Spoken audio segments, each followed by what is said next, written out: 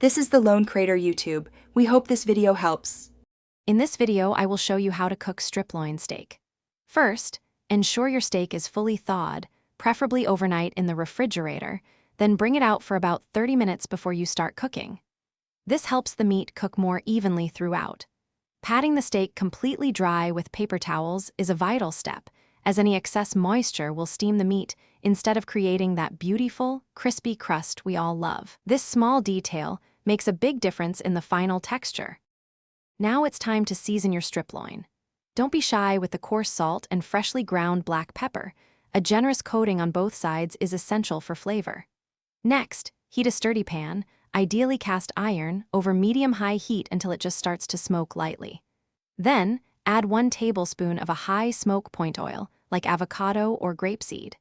This ensures a great sear without burning the oil, creating a fantastic foundation for your steak. Carefully place your seasoned steak into the blazing hot pan and sear it for 2 to 3 minutes on each side. You're looking for a rich, deep brown crust to develop. Reduce the heat to medium, then add 2 tablespoons of butter, 2 cloves of crushed garlic, and a sprig of fresh rosemary to the pan.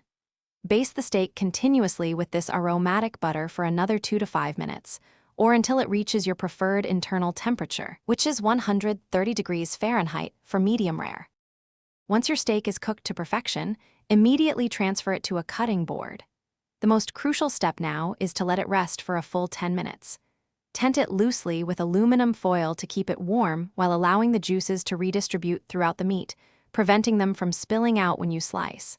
Finally, slice the steak against the grain into half-inch thick pieces. This ensures every bite is incredibly tender and flavorful. Thanks for watching. Consider subscribing if we helped you.